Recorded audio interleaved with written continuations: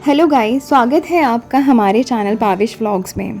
तो अगर आप केदारनाथ यात्रा का प्लान कर रहे हैं और आपके मन में काफ़ी सारे सवाल हैं तो आपने एकदम सही वीडियो को चूज़ किया है, क्योंकि अभी हम रिसेंटली केदारनाथ यात्रा करके आए हैं। तो हम आपके मन में चल रहे सभी क्वेश्चंस का अच्छे से आंसर दे पाएंगे। तो जिन जिन सवालों के आंसर्स हम जानना चाहते हैं अपनी केदारनाथ यात्रा से पहले, उन सब सवालों के आंसर्स हमने इस वीडियो में देने की कोशिश की है, जो कि आपको बहुत हेल्प करेंगे। तो सबसे पहला सवाल जो हम सबके मन में आता है वो ये है कि केदारनाथ यात्रा कब स्टार्ट होती है और कब एंड होती है।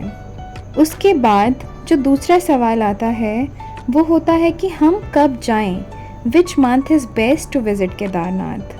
केदारनाथ यात्रा का प्लान बनने के बाद अब नेक्स्ट क्वेश्चन हमारे मन में आता है, क्या क्या पैक करें, हम क्या क्या चीज़ें ऐसी एसेंशियल्स हैं जो हम लेकर जाएं। तो इस वीडियो में आपको बताऊंगी कि आप अगर अप्रैल टू अक्टूबर में से किसी भी महीने केदारनाथ विज़िट करते हो तो क्या क्या चीज़ें आपको लेकर जानी हैं। नेक्स्ट क्वेश्चन इज़ केदारनाथ कैसे पहुँचें, which is the nearest railway station to Kedarnath. बहुत ज़रूरी सवाल जो स्टार्टिंग से मन में होता है वो है कि खर्चा कितना होगा, मतलब केदारनाथ यात्रा का बजट कितना बैठेगा। नेक्स्ट क्वेश्चंस हैं कि हमें कहाँ रुकना है, क्या खाना है, होटल्स कैसे हैं, रुकने की फैसिलिटीज़ कैसी हैं, पैदल यात्रा शुरू करने का टाइम क्या है, कैसे शुरू करनी है, उन सब की जानकारी आपको आगे मिलेगी। तो चलो अब जल्दी से स्टार्ट करते हैं इन सभी सवालों के जवाब देना। केदारनाथ मंदिर उत्तराखंड के रुद्रप्रयाग जिले में स्थित है। ये भारत के सबसे पवित्र तीर्थों में से एक है। तो जो ये केदारनाथ यात्रा है ये मई में शुरू होकर दिवाली के नेक्स्ट डे तक ओपन रहती है। आप लोग मई टू अक्टूबर कभी भी यात्रा की प्लानिंग कर सकते हैं। केदारनाथ यात्रा के इनिशियल डेज़ और एंडिंग डेज़ में आपको काफ़ी बर्फ़ देखने को मिलती है। हमारे अकॉर्डिंग केदारनाथ विज़िट करने का बेस्ट टाइम, बेस्ट मंथ मई या अक्टूबर है, क्योंकि जून से भक्तों की भारी भीड़ जाना शुरू हो जाती है। तो इससे वहाँ काफ़ी लंबी लाइंस का, दर्शन के लिए काफ़ी लंबी लाइनों का सामना करना पड़ जाता है। और जुलाई से सितंबर मॉनसून का महीना रहता है तो काफ़ी बारिश होती है, जो कि काफ़ी रिस्की भी हो सकती है। जाने वाले बहुत से श्रद्धालु जाते भी हैं, लेकिन अगर बेस्ट मंथ की बात की जाए तो मई या अक्टूबर मुझे बेस्ट लगते हैं केदारनाथ विज़िट करने के लिए। अब आते हैं पैकिंग पर। तो पैकिंग के लिए हमें सबसे पहले जो रखना है वो है रेनकोट। सेकंड हमें रखने हैं अपने विंटर के jackets, caps, muffler, extra socks, shawls and your clothes. Obviously वो तो आप रखेंगे ही। अब इलेक्ट्रॉनिक्स पे आ जाते हैं। इलेक्ट्रॉनिक्स में आपको जो रखना बहुत ज़रूरी है वो है power bank, your phone chargers, आपके फ़ोन का वाटरप्रूफ कवर, क्योंकि वहाँ बहुत बारिश होती है। और खाने में आप लोग वेफर्स रखें, बिस्किट्स रखें, और ये सारे ना काफ़ी क्वांटिटी में रख लें, क्योंकि आप ऊपर भी लेके जा सकते हैं अपनी ट्रैकिंग पे। अगर आप एक्स्ट्रा प्राइस पे ख़रीद सकते हो तो कोई प्रॉब्लम नहीं है, लेकिन अगर आप कॉस्ट सेविंग अपनी यात्रा करना चाहते हो तो आप अपनी यहीं से ले जाओ, ताकि आपको एक्स्ट्रा पे करके ना ख़रीदना पड़े। तो अब आते हैं हम मेडिसिन्स पे, जो कि बहुत इम्पॉर्टेंट है लेके जाना। तो मेडिसिन्स में आप लोग पेन किलर ज़रूर रखें, सर दर्द की दवाई, पेट दर्द की दवाई, वॉमिटिंग की मेडिसिन, इनो, गैस की capsule and most important bandages तो बहुत ज़रूरी है, वो रखें ही रखें। हींग गोली रखें और बहुत सारी टॉफ़ीज़ रखें।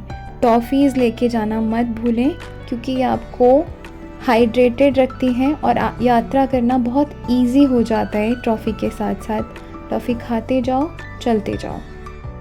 आप किसी भी महीने अपनी यात्रा शुरू करते हो ना, यात्रा का प्लान करते हो, तो ये बेसिक एसेंशियल्स चीज़ें हैं जो आपको लगेंगी ही लगेंगी। तो ये चीज़ें आप ध्यान में रखें। और ये पैक ज़रूर करें। तो हमारा नेक्स्ट सवाल है, केदारनाथ कैसे जाएं?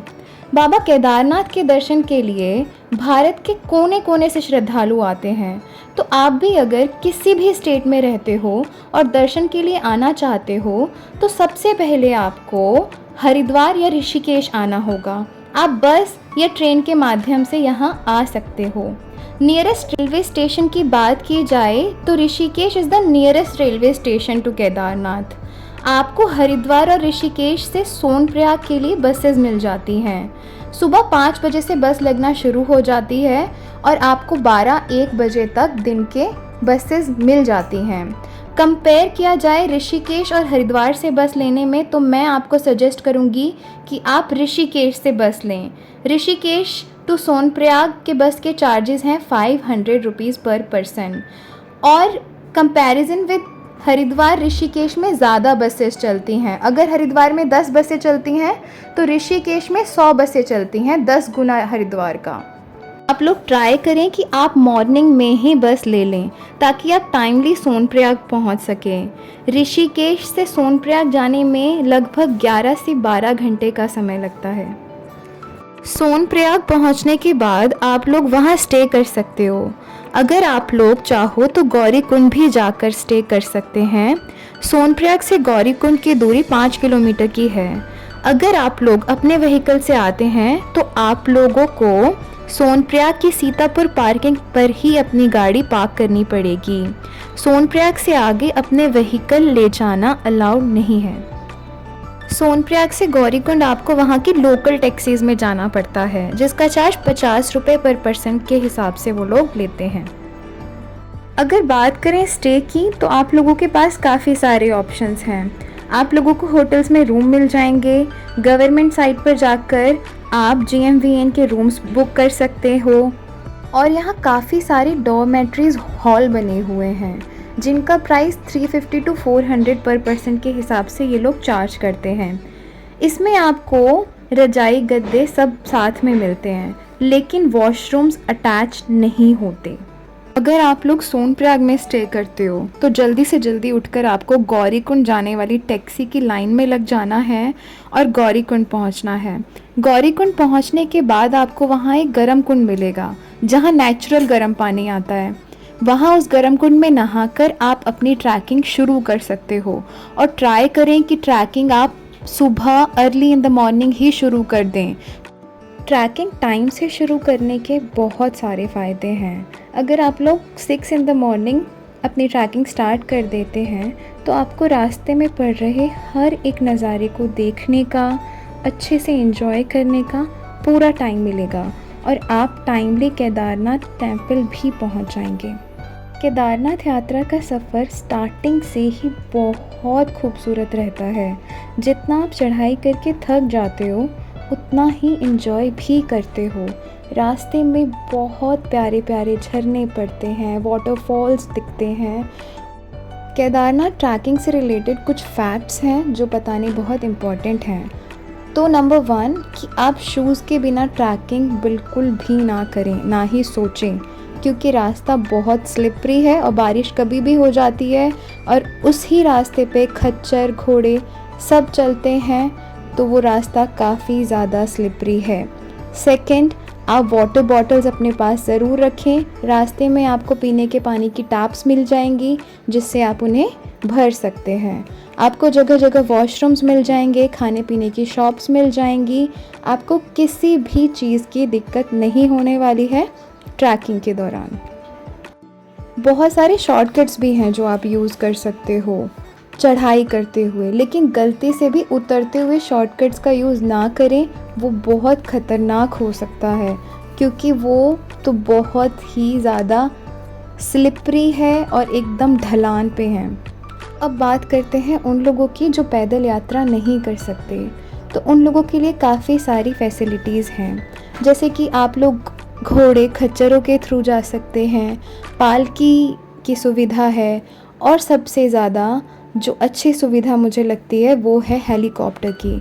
तो फाटा एयरपोर्ट से आप लोगों को हेलीपैड मिल जाता है जो कि आपको ऊपर केदारनाथ टेम्पल से 500 मीटर पहले ही छोड़ता है। हेलीकॉप्टर के प्राइस की बात करें तो वो 4,500 से 5,000 रुपये प्राइस है उसका, जो कि बोथ साइड का प्राइस है। वो लेकर भी जाएंगे और आपको नीचे छोड़कर भी आएंगे।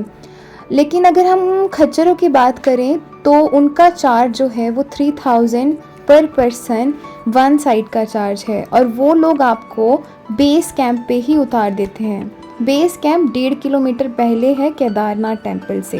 बेस कैंप पहुंचने के बाद आप लोग अपने लिए कैंप्स बुक कर सकते हो और फिर दर्शन के लिए केदारनाथ टेम्पल जा सकते हो। तो यहाँ पे जो कैंप्स का प्राइस होता है वो 500 पर पर्सन होता है यूजुअली, लेकिन जब बहुत ज़्यादा भीड़ हो जाती है तो ये उसी हिसाब से अपने कैंप का प्राइस भी बढ़ा देते हैं। मंदिर के दर्शन की टाइमिंग है सुबह 4 बजे से लेकर रात के 9 बजे तक की, लेकिन आपको 2-3 घंटे पहले ही जाना पड़ेगा क्योंकि वहाँ भारी भीड़ के कारण काफ़ी लंबी लाइन लगी रहती है। तो आपको लाइन में लगना पड़ेगा, तभी आपका नंबर आएगा और आप दर्शन कर पाएंगे। तो अब बात करते हैं कि कितने किलोमीटर्स का ये ट्रैक है। तो अगर आप यहाँ के इंस्ट्रक्शन बोर्ड के हिसाब से देखोगे तो ये ट्रैक 16 किलोमीटर्स का है, लेकिन अगर आप एक इंसान के रियल एक्सपीरियंस से ये चीज़ पता करना चाहते हो तो ये 22 से 24 किलोमीटर का ट्रैक है। तो अब आ जाते हैं इस वीडियो के सबसे अहम क्वेश्चन पे, जो है केदारनाथ यात्रा का बजट। दिल्ली टू केदारनाथ और फिर केदारनाथ से दिल्ली का खर्चा जो हमारा बैठा वो 3500 रुपये पर पर्सन के हिसाब से पड़ा। क्योंकि हम लोग ग्रुप में गए थे इस वजह से हमें थोड़ा सस्ता पड़ा, लेकिन अगर आप सोलो भी जाते हैं तो मैक्स आप 4,000 रुपीज़ में केदारनाथ धाम की यात्रा आराम से करके आ सकते हैं। तो ये थी full information video of Kedarnath Dham.